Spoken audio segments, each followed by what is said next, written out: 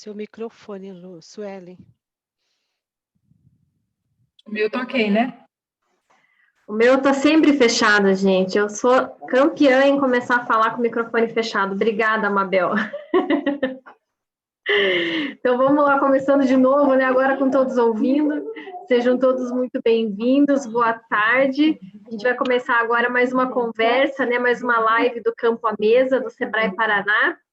Então, só para a gente entender um pouco da proposta, né? Ela foi elaborada para quem gosta de produtos diferenciados, seja um empreendedor de alimentos e bebidas, ou o consumidor que tem curiosidade, quer conhecer mais sobre os sabores que o Paraná tem para oferecer, né? Então, até hoje, a gente realizou 10 lives, desde outubro até agora, compartilhando conhecimentos relacionados aos produtos do Paraná, e que apresentam, né, diferenciação, seja pela qualidade, seja pela tradição, seja pelo sabor, né, ou por ser de um determinado território, ter uma determinada origem. E a gente abordou diversos assuntos relacionados a vários segmentos que são tendências, né? Então, só para vocês terem uma ideia e poderem consultar, caso não tenham acompanhado até agora, a gente falou sobre os pescados e as ostras do litoral paranaense, a gente falou sobre os vinhos de Bituruna, a gente falou sobre os ovinocaprinos de Canto Quiriguaçu, aqui é um trava-língua, né? A gente falou sobre o porco-moura do Paraná,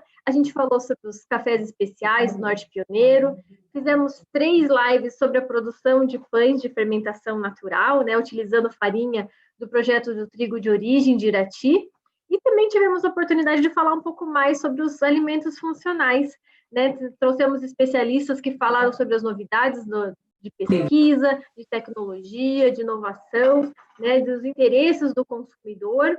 Né? Então, se vocês não tiveram a oportunidade de participar e de, né, assistir nesse momento, então a gente vai colocar aqui no link, no chat da nossa transmissão, o link do YouTube do Sebrae Paraná, para que vocês possam curtir todos esses bate-papos que estão aí recheados de conhecimento. Tá bom? Então, vamos lá, começando no nosso assunto aqui de hoje, né? A gente tem observado, né, que, bom, os alimentos funcionais são um tema que estão super em alta, né, e tem uma tendência de crescimento, pensando, né, o ano de 2019, pensando essa retomada pós-Covid, né? Então, hoje a gente vai abordar uma categoria dentro dos alimentos funcionais, que são as bebidas funcionais.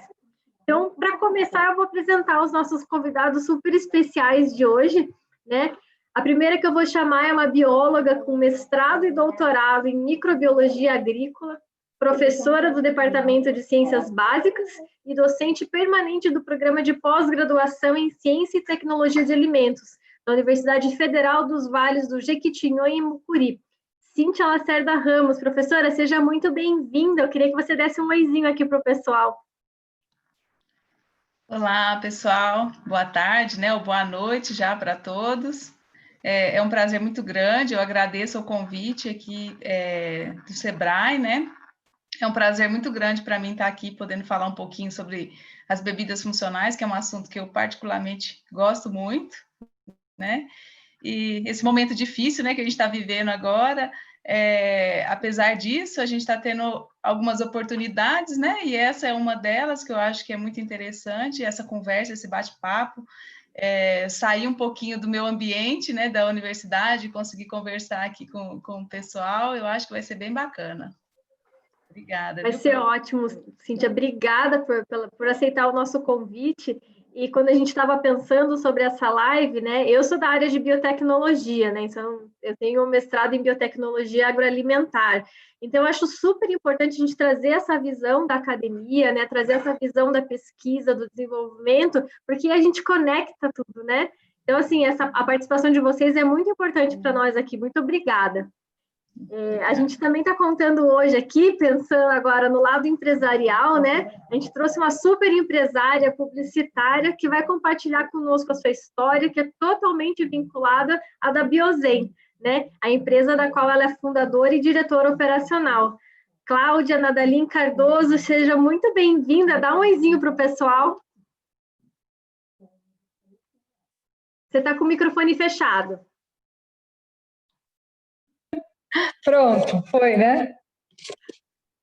Tudo certo. Eu quero agradecer muito o convite, eu fico muito honrada de poder compartilhar um pouco da história, da minha empresa, um pouco da minha história e falar um pouco disso que é uma das minhas paixões, né? Que são bebidas funcionais e alimentos funcionais em geral. Legal, Cláudia. Muito obrigada por estar aqui conosco hoje. E a gente também tem mais um braço acadêmico aqui conosco, é um farmacêutico bioquímico, fundador das empresas Incorpore Foods no Brasil e NutriPlus na Itália. Ele é professor da Universidade Federal de Santa Catarina, no Departamento de Ciência e Tecnologia de Alimentos e dos programas de pós-graduação em Ciências dos Alimentos e Biotecnologia e Biociências, consultor para a indústria de alimentos no desenvolvimento de processos. Juliano Dedea Lindner, seja muito bem-vindo, obrigada por estar aqui conosco, dá um oizinho para o pessoal. Oi a todos, obrigado, Suelen, pela apresentação. Fico feliz de estar aqui com vocês e agradeço o convite do Sebrae do Paraná. Prazer, professora Cíntia, Cláudia, Suelen, Mabel. Vai ser legal esse bate-papo, sim. Como a Cláudia falou, as bebidas também sempre foram aí uma paixão minha, né, pelo desenvolvimento delas aí, como produtos. Obrigado. Obrigada. E agora eu vou passar a palavra para Mabel, para nossa querida Mabel, coordenadora de agronegócios do Sebrae Paraná, que é a idealizadora desse trabalho. Mabel, minha amiga querida, você dá um oizinho para o pessoal também? Eu estou aqui para assistir, porque eu estou muito feliz, né, com esse momento. Obrigada a todos que aceitaram o nosso convite e eu tenho certeza que será de grande valia para quem vier assistir hoje e para esse eu já falei aqui para vocês que esse material é para que seja utilizado para as pesquisas, para as pessoas poderem ter acesso a eles para esse material depois. Então, que legal. Obrigada a todos que aqui estão, a Cláudia, o Rodrigo, Itiene, o Tiago, a Trícia, a Andréia Claudino, o Klaus, a Lucia, obrigada por vocês que estão aqui. E aí eu também vou ficar aqui no chat. Se alguém quiser conversar, eu posso ajudar. Mas hoje é com você, Suelen. É só com você e com os teus empresários e professores. Obrigada, um abraço. Obrigada, Mabel.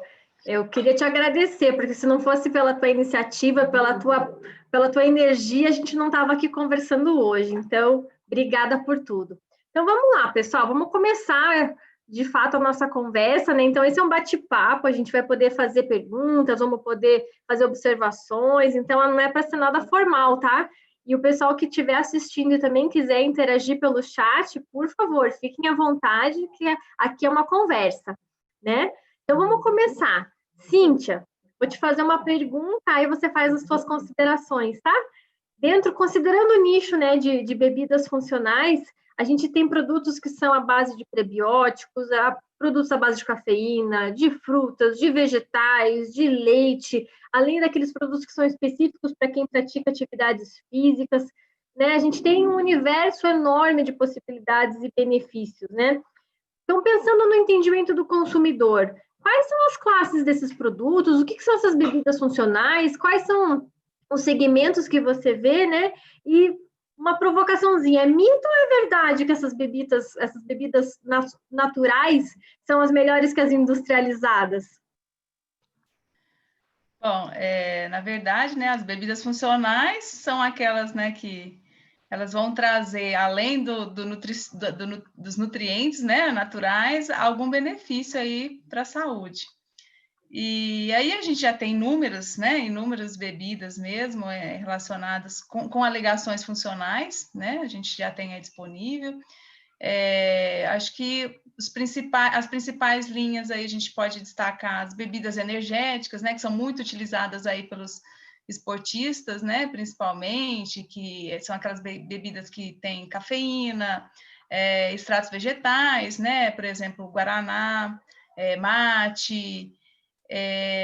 A gente tem também os isotônicos, né, também aí na linha esportiva, né, que podem ser adicionados aí de minerais, vitaminas. A gente tem bebidas lácticas fortificadas, né, fortificadas aí com vitaminas também, né, com produtos bioativos, com micro-organismos, né, probióticos, ou prebióticos também. E temos aí agora também uma linha que está sendo bastante estudada, né, e a busca de desenvolvimento, que são as bebidas não lácteas também, né, com propriedades funcionais.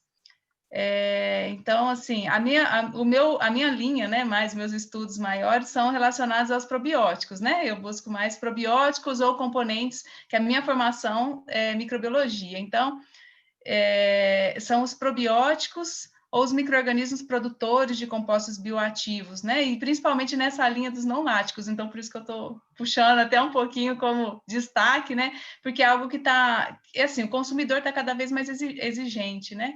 Então, são produtos diferenciados que têm surgido aí. E aí, nos probióticos, a gente tem aí as bebidas que são probióticas, com prebióticos também, que a gente chama de simbióticos, né? Eu acho que essas são as principais linhas aí. Aí, em relação aos produtos, né, os artesanais, os naturais, fermentados naturalmente ou industrializados, bom, na verdade, né, assim, é até difícil você responder, né, se é melhor, se não é melhor. Mas o que a gente tem visto, né, trazendo da pesquisa, a gente busca estudar esses alimentos fermentados naturalmente, espontaneamente, que a gente fala, e a gente vê que é um reservatório, né, assim, ainda voltando à minha linha de probióticos, a gente vê que é um reservatório de micro-organismos novos, novas cepas, que podem ter novas características, e ao mesmo tempo também, né, podem ter outras propriedades funcionais, né, antioxidantes, né, outros componentes ali que podem trazer. Então, assim, como é um produto que ele é preparado, né, naturalmente, artesanalmente, ele pode ter uma variedade maior, né, de componentes, de compostos, de micro-organismos que apresentam características funcionais. E aí, avaliando esses produtos, a gente pode selecionar, estudar, avaliar e levar para uma produção industrial mais padronizada, né? Que o produto industrial, ele vai ter também se ele tem alegação funcional, ele vai ter, sim, ali o seu componente funcional, mas é aquele que está alegado naquele produto, né? Então, assim, os alimentos artesanais, ele pode ter uma variedade grande ali, né? A gente não pode garantir, ele pode ter, mas então, assim, a gente diz que é uma fonte muito grande desses compostos bioativos, de micro-organismos, né, que no industrial, que pode ser depois utilizado até industrialmente, né, a gente não sabe, mas a gente pode depois até levar isso para a parte, para o industrial. Não, é verdade, né? A gente, quando está fazendo essas explorações no laboratório, a gente consegue construir consórcios, né, de micro-organismos com diferentes, né, espécies, de diferentes cepas, para você construir esse pool, né, que vai conferir uma função, ou, né, produzir uma biomolécula que tem essa funcionalidade. E, de fato, né, a produção industrial, ela traz essa segurança sobre a padronização, como você comentou, né?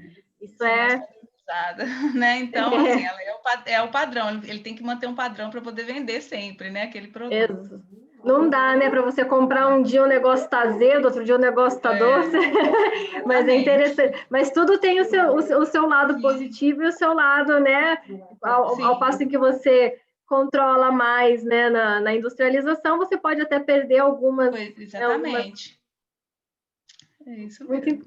Muito interessante. Eu passaria o resto da live falando só sobre isso com vocês, gente. Então, eu vou dar uma segurada aqui, porque senão... Cláudia, eu vou fazer uma pergunta para você agora. Então, agora pensando no lado do produto, né? Conta pra gente o que fez você empreender nesse segmento de bebidas funcionais, qual que é a relação da tua história de vida com a da Biozen? Conta um pouquinho pra gente. Tá bom, vamos lá. Na verdade, tudo começou na Austrália. Eu morei lá durante 2 anos e foi lá que conheci a bebida. Eu sempre tive problema gastrointestinal e uma amiga minha falou, Cláudia, você tem que provar esse produto. Eu, meio desconfiada, fui lá, tomei, ela falou assim, mas tome com uma frequência aí, 1, 2 semanas e sinta. Eu tomei a primeira vez, gostei, mas não amei. Eu falei, não, vou tentar. Foi passando com o tempo, eu comecei a me apaixonar não só pelo sabor, quanto pela funcionalidade. A minha qualidade de vida melhorou absurdamente com a ingestão da kombucha. E depois de 2 anos que eu fiquei lá, voltei para o Brasil para trabalhar na minha área mesmo, de marketing e eventos, no Rio de Janeiro. E quando eu voltei, eu comecei a procurar a bebida para comprar aqui. E não achava. essa bebida pronta para consumo. Então, eu falei, bem, vou começar a fazer o meu, né? Comecei a fazer o meu em casa e, aos poucos, fui apresentando para pessoas no Brasil que ninguém conhecia na época. E as pessoas falam, faz um pouco para mim, faz um pouco para mim, faz um pouco para mim. E aí, nesse meio tempo também, eu e meu atual sócio, que é meu irmão, o Thiago, a gente já estava pesquisando, sempre pesquisando novidades fora do país, e a gente viu que era uma tendência de mercado já nos Estados Unidos, no Canadá, em alguns outros lugares, e a gente falou, ficou aquela pulguinha atrás da orelha, será? De repente, é uma oportunidade? A gente conversou, analisou, e eu larguei meu emprego, vim para Curitiba de volta, para a cidade natal, e começamos a fase de testes e mais testes e mais testes, porque uma coisa é eu fazer para mim, em casa, né? Outra coisa é eu atingir um público maior, não só pela segurança do produto, mas questão do paladar, enfim. Fizemos todos os testes e abrimos a empresa, bem menor do que é hoje, bem pequenininha. Lutamos muito para conseguir a legalização da bebida, porque não tinha nada registrado, não tinha nenhum órgão queria realmente pegar isso para si. Então, a gente foi a primeira empresa a conseguir liberação da Anvisa para produzir no país. Depois disso, a gente foi atrás, como é uma bebida, a gente correu atrás do mapa, foi atrás para tentar regularizar, né? Regulamentar. Aí, vários produtores de kombucha, depois disso, se juntaram e foi regulamentado pelo MAPA. Após ser regulamentado, a gente também foi a primeira empresa do Brasil a conseguir essa liberação do MAPA. Porque, como a gente está muito tempo no mercado, a gente já tem alguma certa experiência, a gente queria fazer tudo da maneira correta, que a gente sabe que é importante. E aí estamos aí, eu, meu sócio, a empresa cresceu, a gente já tem uma variedade bem maior de sabores, a gente cada vez mais procura qualidade, mas é assim, hoje em dia, larguei minha carreira, né, de formação e me apaixonei por essa área que é incrível, que é uma descoberta a cada dia, e um desafio a cada dia também. Nossa, muito legal, Cláudia. Quantos anos vocês já estão nessa empreitada? A gente já está há mais de 5 anos no mercado.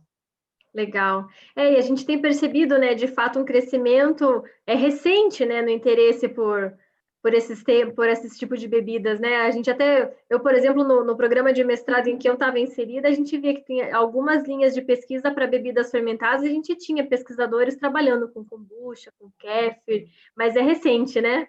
Sim, inclusive, só um detalhe, quando a gente começou, a gente tinha que explicar o que era, porque você falava kombucha, ninguém sabia, então não era só, olha aqui um produto novo, o produto novo é esse, você tem que educar, inclusive, o teu consumidor para ele entender os benefícios, entender por que a bebida tem esse sabor diferenciado, né? Então, é bem interessante. Muito legal, Cláudia, obrigada. Juliana, agora a próxima pergunta é para você, tá? Considerando, né, essa linha do tempo na evolução das pesquisas, né, dos benefícios, das tecnologias, né, e a inovação das bebidas funcionais, como você vê, né, quais são os resultados principais que a gente alcançou até hoje? Bom, eu acho que essa evolução, ela está muito mais pensando em bebidas industrializadas, né? Não em bebidas artesanais, aí, pensando no produto para o consumidor na ponta, ali na grande distribuição. Eu acho que essa evolução tá muito mais nas matérias-primas que conseguiram provar, validar uma alegação funcional, né? Conseguiram através de principalmente estudos em vivo, duplo cego, placebo controle, randomizado, estudos sérios que validam essa matéria-prima para que seja verdadeira aquela alegação. A Cláudia é do marketing, eu acho que ela vai concordar comigo que as pessoas, os consumidores estão cada vez mais querem saber cada vez mais a origem e se a verdade é aquela alegação, né? Então, essas bebidas funcionais hoje, a alegação tem que estar muito bem consolidada. Então, eu acho que a gente tem vários exemplos aí de matérias-primas extremamente diferentes e que podem ser abordadas numa pesquisa, no desenvolvimento de um novo produto. Claro, aí a gente também ficaria aqui horas conversando sobre a questão depois de, como a Cláudia falou, de Anvisa e MAPA, né? Porque aí a gente precisa também depois ter regulamentação, os órgãos regulatórios precisam liberar esse apelo e ainda liberar matéria-prima, né? Então, eu tenho uma história com o desenvolvimento de um produto que foi muito legal, que foi uma bebida relaxante. Logo que no Brasil chegou a gente teve o Red Bull, né, clássico, e depois o mercado dos Estados Unidos teve quase que a metade do mercado das bebidas energéticas perderam a metade do mercado para as bebidas não energéticas. E as pessoas começaram a pensar, é verdade, eu não quero mais energia, eu quero relaxamento. E aí no Brasil, eu lembro que chegou um dia nos postos, nas conveniências, chegou uma tal de Slow Cow, ou seja, o Red Bull e a Slow Cow, a vaca devagar, que era o contrário disso, né? E aí, só que lá no mercado dos Estados Unidos, eles tinham possibilidade de uso de algumas matérias-primas que nós não temos ainda hoje no Brasil. Então, provavelmente, essa empresa se posicionou para ter, no momento de uma liberação do órgão regulatório, a possibilidade de uso. Quer dizer, saiu na ponta como a kombucha da Cláudia foi a pioneira, provavelmente eles queriam ser pioneiros também. E aí eu acho que demorou muito para essa alegação, principalmente para essa L-teanina, que é esse aminoácido extraído do chá verde, que modula as ondas alfa do cérebro e causa um estado de relaxamento sem indução de sono, não foi liberado ainda. Então, passou muitos anos e a gente não tem essa possibilidade de hoje produzir uma bebida assim. Então, esse é um exemplo para dizer que eu penso que essa evolução das pesquisas, além, claro, aí pensando industrialmente, dos processos, né? Fazer algo a mais do que usar conservantes ou tratamento térmico. Mas isso a gente pode conversar mais aí. Eu não sei, vocês têm que me controlar o tempo, porque às vezes eu disparo, tá? Não, fique tranquila. A ideia aqui, Juliana, é a gente conversar, a gente tem que explorar um pouco os temas, né? Eu vou trazer aqui um dado, né, de uma consultoria, a Business Research Company. Ela publicou que o mercado global de bebidas funcionais, né, esse ano passa por um momento de baixa, né?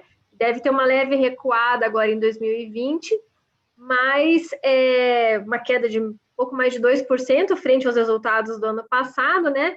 Claro que é graças a todo esse cenário que a gente está vivendo, aos impactos da pandemia, mas também tem uma tendência de que essa queda não dure muito tempo, né? E que o segmento deve se recuperar nos próximos anos. E pensando aí em mercado, Cláudia, como é que está a Biozen nesse período, né? Quais as estratégias que vocês adotaram para esse momento, né? Como vocês estão se preparando para o pós-pandemia? Então, um momento bem difícil para todos, né? Eu acho que não só para alimentos funcionais, mas para todo o mercado. Está todo mundo tendo que se reinventar e repensar tudo. E nesse momento de pandemia, a gente teve algumas estratégias. A primeira foi, a gente quis focar no relacionamento com os nossos consumidores finais e com os revendedores, fazendo promoções, fazendo a venda direta aos clientes, mas junto fazendo promoções para os nossos revendedores terem um preço ainda mais competitivo. Os insumos que a gente utiliza, todos aumentaram, mas a gente resolveu absorver todos esses custos para que o nosso consumidor final consiga continuar tomando a kombucha da maneira que ele sempre tomou, porque quando as pessoas têm o costume de tomar com frequência, é difícil você cortar, você sente muita falta, né? E a gente quer que esse consumo mantenha-se como antes. A gente também variou nos nossos tamanhos de embalagem para dar mais opções para os nossos clientes. E foi basicamente isso, assim, né? Que a gente fez estratégia para o momento. Para o pós-Covid, que a gente espera que seja breve, a gente quer voltar a aumentar a nossa produção, que a gente estava em subida, né? E a gente quer aumentar ainda mais. E a gente está pensando em novos produtos, diversificação, não só ficar no que a gente já tem, mas aumentar a nossa linha para dar mais possibilidades aí para as pessoas terem mais possibilidades de bebidas, enfim, de outros produtos naturais e funcionais. Converse com a gente, né, Cíntia, para desenvolver novos produtos aí. Pode deixar, vamos bater um papo depois. Com certeza. Não, e a minha próxima pergunta é justamente nesse sentido, né? Pensando nos nossos professores, né? Na Cíntia e no Juliano, eu queria que vocês dissessem um pouquinho para a gente, né? Como é que estão as pesquisas que vocês têm feito, né? Voltadas, né, para o segmento de bebidas funcionais aí nas universidades onde vocês atuam, se vocês fazem parcerias ou interagem com as empresas, né? Do entorno, como é que estão esses trabalhos? Conta um pouquinho para a gente. Começa você, Cíntia, depois o Juliano, pode ser? Pode ser. Bom, a gente, assim, o grupo, né, nosso grupo aqui de pesquisa, a gente tem feito algumas pesquisas com alimentos fermentados. O nosso foco aqui, principalmente, né, são esses não lácteos, né, porque a gente vê a maioria desses produtos funcionais relacionados aí a probióticos, né, de fermentação, são produtos láticos, então é a busca de produtos não láticos. Então, vou contar uma historinha rápida aqui, bem rápida também. Se eu falar demais, vocês me cortam aqui.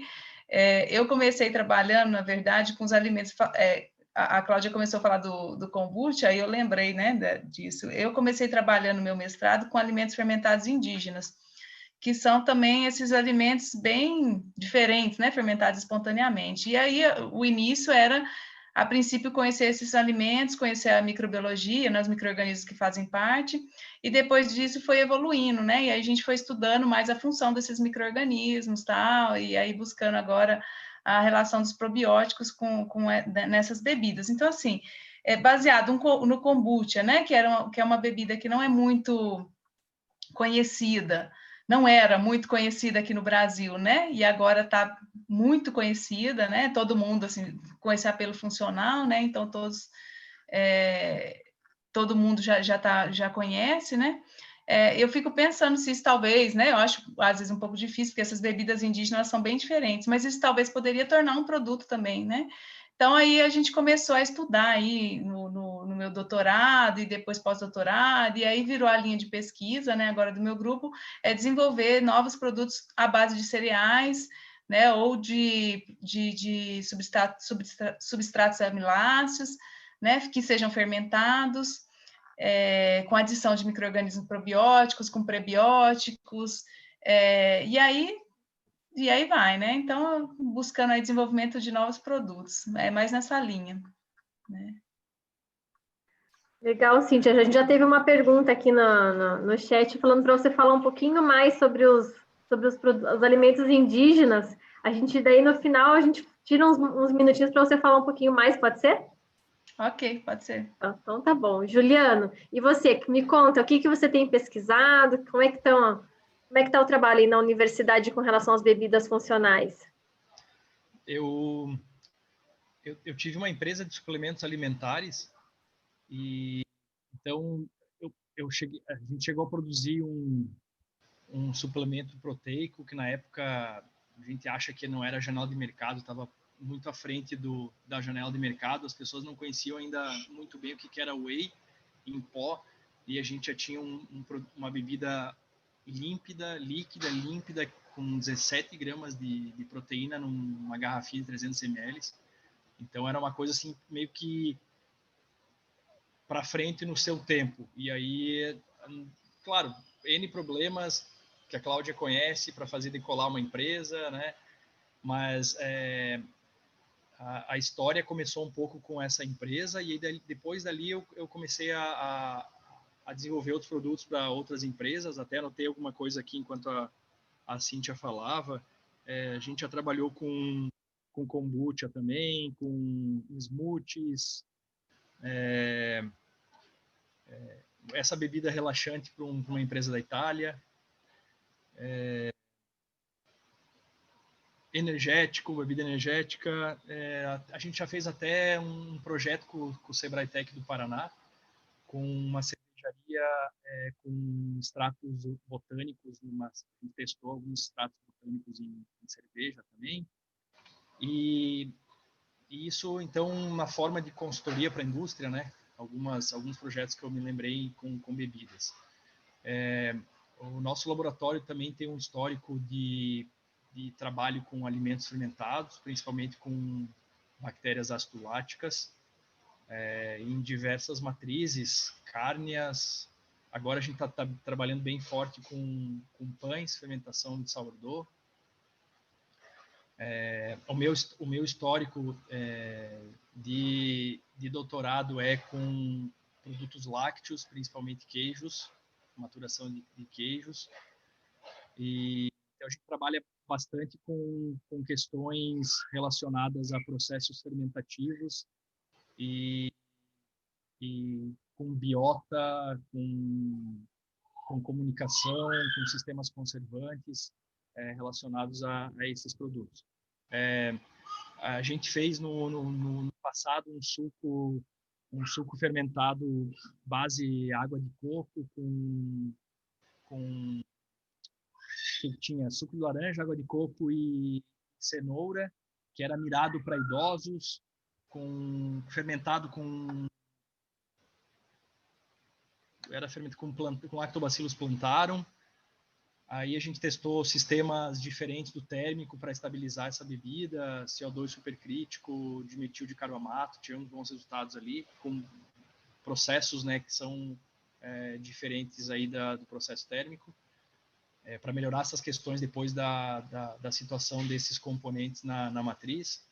A gente também trabalhou com um fermentado de erva mate, com Lactobacillus acidófilos, que tinha um apelo de presença de cafeína, de componentes antioxidantes, xantinas. E o que mais? Bebidas, eu acho que mais ou menos isso. Atualmente, a gente não tem nenhuma pesquisa em andamento com uma bebida funcional, mais pães, carnes e lácteos. Nossa, mas o tanto de coisa que você falou, né, Juliana, eu acho que já passou muito do ponto em que as únicas bebidas fermentadas que a gente tomava era iogurte, né? Nossa, a gente tem uma variedade, mas não é verdade, quando a gente fala em bebida fermentada, todo mundo pensa em iogurte, né? Mas a gente tem já uma variedade de produtos, uma riqueza que é fantástica, né? Eu acho que eu vou aproveitar essa nossa conversa para começar a trazer aqui as perguntas que apareceram no chat, aí depois a gente vai encaminhando para o nosso encerramento, mas vamos aproveitar esses minutos que a gente tem para fazer uma troca, né? O Marcelo Moreira Santos perguntou para a Cíntia que ele queria saber um pouco mais sobre os alimentos indígenas, Cíntia. Você comenta um pouquinho? Sim, vou tentar falar rapidamente aqui. Existem vários, né? Alimentos indígenas fermentados. Eu falo assim, porque a gente tem vários alimentos aí que já estão no nosso dia a dia, né? A tapioca, que já é de origem indígena, né? Então, eu fico pensando se talvez um dia a gente não possa também ter outros alimentos aqui, né? No nosso cotidiano. E aí, dessas bebidas, né? Que a gente estudou mais voltado na fermentação, então eram bebidas fermentadas, a gente tem cauim, xixa, Yakura, são várias bebidas, elas são geralmente fermentadas o substrato que eles utilizam é aquilo que eles têm no momento ali, né, no campo, então eles usam mandioca, arroz, milho, né, a maioria dessas bebidas são assim, frutos também, né, então tem vários substratos que eles utilizam para fermentação. Eles fazem geralmente algum tratamento, aí depende da bebida, do alimento, mas pode ser uma farinha, né? Às vezes eles buscam fazer uma farinha, ou cozinha, o arroz, e aí mistura, às vezes, dois substratos. O que a gente estudou, o cauim, por exemplo, a gente estudou cauim de mandioca com arroz, arroz com semente de algodão e arroz com amendoim. Então, ele cozinhava o arroz, depois adicionava o amendoim, ou adicionava a semente de algodão e deixa fermentando ali por um tempo. E é uma bebida não alcoólica, então é consumida aí por criança, por adultos. Existem algumas bebidas que são alcoólicas, né? A xixa mesmo, acho que a xixa é uma que é mais conhecida, que a gente tem, não só os indígenas aqui, mas também dos Andes ali, né? Eles produzem. E tem uma curiosidade, tanto da xixa quanto do cauim, é que quando eles vão fermentar, a Índia costuma mastigar a batata doce e cuspir a batata doce na bebida. E aí aquilo, assim, empiricamente, eles, talvez, né, eles não saibam, mas eles estão inoculando ali uma enzima, né, a amilase, que vai quebrar o amido para fornecer os açúcares mais simples, né, que vão ser fermentados pelos outros micro-organismos. Então, assim, são várias bebidas que existem, mas são inúmeros, né, falando só de algumas delas. Conhecimentos milenares, né, Cíntia? A gente estudando, né, fermentação agora, o pessoal já sabia como fazer já há milhares de anos. Muito legal. A Mabel está perguntando, Cíntia, se no Brasil esse tipo de produção seria aprovado. Com a saliva? Com a saliva não, né? Lógico que não. Então, não sei, né? Assim, eu acho que o que a gente tem que fazer é industrializar, né? Então, se você produz algo padrão, né? Utiliza ali o arroz, a semente, o arroz, o amendoim ou uma mandioca, né? Faz um substrato, coloca para fermentar com micro-organismos que sejam seguros, né? Aí tem que ter toda a alegação, ou utilizam já micro-organismos que já são iniciadores aí de fermentações. Então, eu acredito que sim, que é possível, sim, ser aprovado, né? Desde que demonstre que seja seguro, né? Eu acredito que sim. Legal. E mais uma pergunta, Cíntia. Dentre as bebidas com cereais que você disse, né, que vocês pesquisam, quais que vocês chegaram a pesquisar? Essa pergunta da Etienne. As bebidas com cereais? Então, a gente, depois disso, né, de conhecer essas bebidas indígenas, a gente tentou reproduzir, né, de forma até mais controlada, buscando, né, uma forma controlada de produção. A gente fez com mandioca, aí a gente fazia uma farinha de mandioca, sabe? E aí misturava com água, né, ali, punha para fermentar, cozinhava um pouquinho para liberar um pouco dos açúcares. A gente fez com milho também. E aí a gente seleciona mais os micro-organismos, né? O substrato a gente mantém, o mandioca ou milho, alguma coisa assim. E aí a gente vai selecionando os micro-organismos e tentando obter aí bebidas que sejam aceitáveis, que eu acho que a maior dificuldade é obter uma boa palatabilidade, né, desses produtos. Mas a bebida de mandioca foi até interessante, a gente teve aí na análise sensorial até assim, a gente não adicionou nenhum saborizante, né? Então ela foi como se fosse um iogurte ali, sem nenhum saborizante, né? Então, e ela teve uma aceitação, não foi alta, mas não foi também baixa, né? Nem gostou, nem desgostou. Então, a gente tem feito algumas pesquisas relacionadas a isso. Legal. Juliana, a Mabel colocou uma pergunta aqui no chat, se dá para fazer trabalhos usando o Sebrae Tech do Sebrae, que você comentou alguma coisa sobre o Sebrae Tech na tua fala, né? Claro que dá. Eu acho que o Sebrae, ele tá de parabéns, né? Porque eu acho que a primeira opção, aqui no Santa Catarina funciona super bem. Aí no Paraná deve funcionar muito bem também. Eu acho que a primeira opção para uma empresa pequena, média, para ela conseguir um recurso, eu não sei como é que está aí, se está 30-70 ou 60-40, né? 30-70? Não, pensa, uma empresa entra com 30% e o Sebrae entra com 70% para fazer uma consultoria pontual, para resolver algum problema ou fazer alguma coisa. Eu acho que é fantástico, porque uma pequena, média empresa às vezes tem dificuldade, né, de trazer um aporte financeiro para fazer uma pesquisa. Então ela, sei lá, fica esperando cair do céu, alguém que dê uma dica, ou não sei.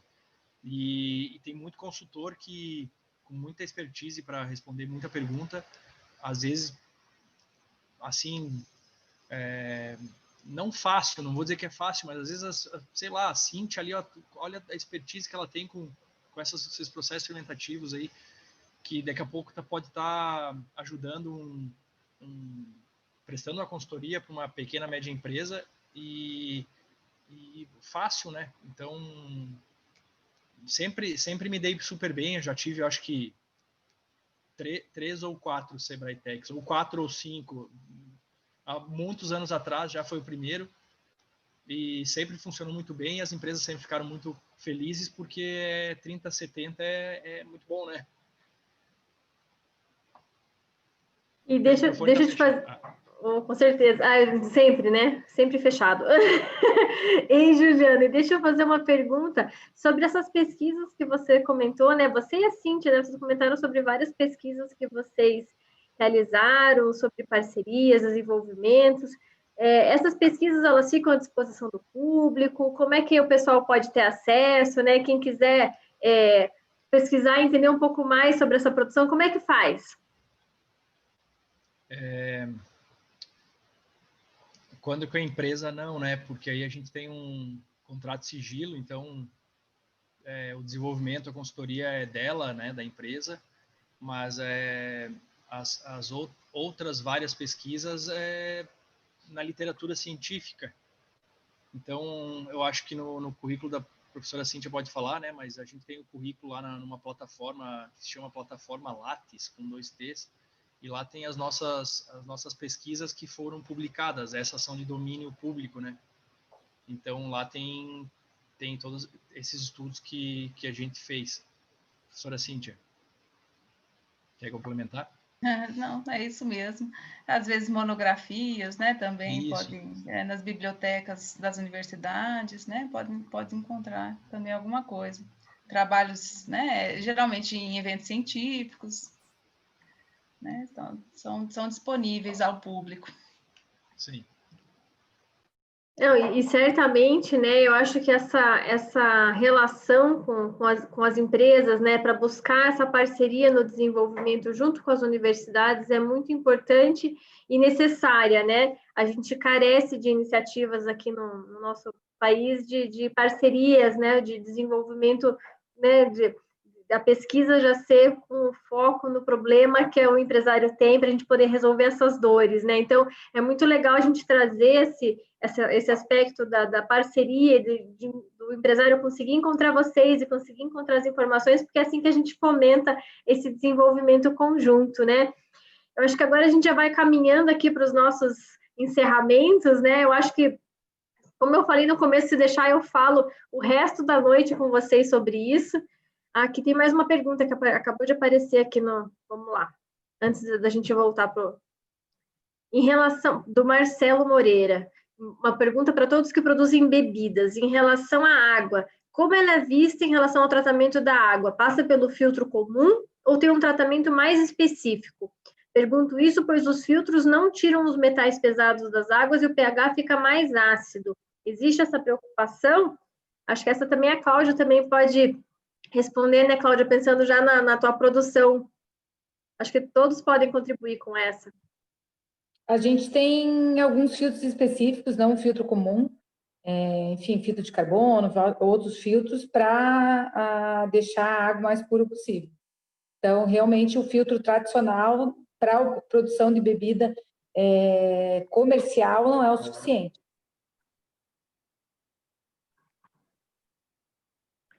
Professores, querem complementar? Alguém usa filtro de ozônio? Isso aí. Com uma produção um pouco maior, vai ter que pensar num sistema filtrante. Às vezes, para alguns tipos de produto, vai ter que até adequar, né, o pH ou a dureza da água. E para produtos fermentados, tem que cuidar, né, que às vezes pode ter algum inibidor. Muito difícil, né, mas às vezes pode ter algum inibidor. Mas eu acho que é isso. Isso mesmo, cloro, né, principalmente, às vezes cloro na água. Cloro, perfeito. Cloro não pode. Legal, mas vocês foram tão unânimes no cloro, qual que é a questão do cloro? É que cloro é um inibidor forte. A gente usa cloro aí numa caixa d'água, né, quando, sei lá, falta água, não sei, usa outras águas aí, usa cloro. O cloro é um forte inibidor bacteriano e fúngico também, né? Importante. Tá certo, então. Então, vamos começar caminhando aqui para o nosso encerramento de hoje. Adorei conversar com vocês, gostaria de conversar mais ainda com vocês, mas, bom, devido ao nosso tempo, né, já vamos começar as nossas considerações finais, né? Mas eu queria primeiro, Cláudia, pedir para você falar um pouquinho sobre os produtos da Biozen, sobre como que vocês, né, estão se organizando, quais o que vocês têm disponível no mercado, quais são as perspectivas. Conta mais um pouquinho para a gente da Biozen. Tá bom, vou fazer um resuminho rápido também para não me alongar. Hoje em dia a gente tem 7 produtos no mercado, a gente tem 5 sabores de kombucha e 2 sabores de kefir de água, que é um produto que não é tão disseminado ainda, que é feito, né? As pessoas conhecem bastante o kefir feito no leite, mas não tanto o kefir feito com água. A gente tem diversos sabores para todos os gostos, porque quando você comercializa, claro que você tem que se adaptar, né? A gente tem frutas vermelhas com hibisco, uva com gengibre, maçã com canela, limão com abacaxi, guaraná, e o kefir de amora e de capim-limão com uva branca. Todos esses produtos seguindo um processo mais artesanal possível dentro de uma indústria, para a gente estar mais próximo possível da origem, dos benefícios, que a gente consiga manter a identidade do produto, mesmo aumentando a escala, né? Esse é o nosso, sempre foi o nosso objetivo, assim, vender uma bebida real, uma kombucha real, um kefir real, que as pessoas tomem e realmente sintam a diferença. Não diluída, não, sabe? A gente tenta seguir todos os processos, como as pessoas que fazem artesanalmente em casa, mas em maior escala, com maior segurança, com maior equilíbrio, óbvio, né? Mas a gente é basicamente isso. A gente hoje está em grandes redes de mercado do estado, em várias lojas de produtos naturais do estado, também entramos no mercado de São Paulo, no mercado de Santa Catarina, alguns outros estados estão entrando também. Então, crescimento promissor e muito otimismo aí agora pela frente. Que ótimo, né, Cláudia? Ótimas notícias, né? Muito obrigada pela tua presença, pela tua participação. É sempre muito bom conversar contigo e ouvir tua trajetória, as suas histórias, as suas experiências. Então, muito obrigada pela confiança e pela parceria, né? E sucesso para você e para todos da Biozen, né? Eu também queria agradecer a participação dos nossos professores, dos nossos pesquisadores, né? Para a Cíntia e para o Juliano. Parabéns pelos trabalhos que vocês realizam, pelas pesquisas que vocês realizam. Muito obrigada por estarem aqui conosco, né? Pelas informações, pelo aprendizado, pela troca. É sempre muito bom, né? Poder conversar com quem está lá no burburinho da ciência, né? É uma delícia. Eu queria só que vocês fizessem as considerações de vocês. Acho que podemos começar pelo Juliano agora, já que da outra vez eu privilegiei a Cíntia. Eu não sei, não sei quem são os participantes, né? Se são empresários mas eu acho que assim, ó, eu estava olhando a Inova é uma empresa de análise de mercado, né? E todo ano eles fazem uma análise do mercado, das tendências. E aí eu estava olhando esses dias atrás o que eles falaram que é tendência, e eles acertam muito. Há muitos anos atrás, o que eles falaram que ia ser tendência, hoje é tendência. Então, a Cláudia falou que a ideia deles é passar um produto verdadeiro para o consumidor, né? Eu acho que é perfeito isso. Está se falando agora em uma dessas tendências muito fortes, é consciência da alimentação, que até acho que a Mabel falou ali no começo, quando a sala não estava aberta aí entre nós, mindful eating, né? As pessoas conscientes sobre aquilo que elas estão consumindo. Então, acho que o meu recado final aí é que se forem empresários, as pessoas presentes, que olhem essas tendências de mercado e se aventurem a desenvolver novos produtos, às vezes estranhos. Pensem na história da Cláudia ali, né? Tipo, pioneira, chutando as portas, mas hoje ela tem uma história bonita porque fez algo de inovação. E aí o conhecimento é importante do mercado, o conhecimento de matérias-primas, quem sabe conversar com pessoas do ramo, assim, né? Fazer um Sebrae Tech. E desenvolver algo de inovação tem potencial. Essa inovação é que vai gerar vitalidade econômica para essa empresa, sabe? Esse eu acho que é o meu recado. Então, inovem. É fácil falar, né? Inovem, mas se fizer o que ninguém mais quer tomar água, né? As pessoas querem tomar água com vitaminas. Então, eu acho que é um pouco assim. Obrigado, Suelen, obrigado, Sebrae, tá? Valeu, muito, muito bom ter participado. Valeu. Obrigada, Juliano. O pessoal perguntou aqui no chat qual que é o site que você comentou essa agência que lançou o relatório de tendências de inovação, que eu acho que é bem legal para a gente consultar e ter isso em vista. Se você puder colocar ali no chat. E realmente, né, Juliano, o recado é esse, né? A gente tem diversos programas e diversas ações aqui no Sebrae com foco, né, no fomento à inovação, porque também a gente entende que é só por meio da inovação que a gente permanece relevante nesse mundo, né? Então, não é difícil, sem dúvida, é um processo difícil, é um processo árduo, ainda mais quando a gente fala, né, de desenvolvimento de inovações que demandam conhecimento científico, né? Então, isso acaba sendo mais uma questão, mas, assim, a gente entende que isso é imprescindível e como você falou, né? É só por meio da inovação que a gente vai conseguir realmente crescer. Cíntia, por favor, faça seu recado final. Seguindo aí o que o Juliano já falou, né? E até a Cláudia mesmo, né? Comentou logo no início o que ela está buscando agora na empresa dela é o desenvolvimento de novos produtos, né? Eu acho que o consumidor está cada vez mais exigente mesmo. É importante conhecer essas tendências, principalmente esses alimentos funcionais, né? Preocupação com saúde, isso está sendo muito falado, né? Então, cada vez mais estudado, estudos científicos são inúmeros, né? Não param. Tá cada vez maior, né, o número de estudos científicos buscando alegar propriedades funcionais.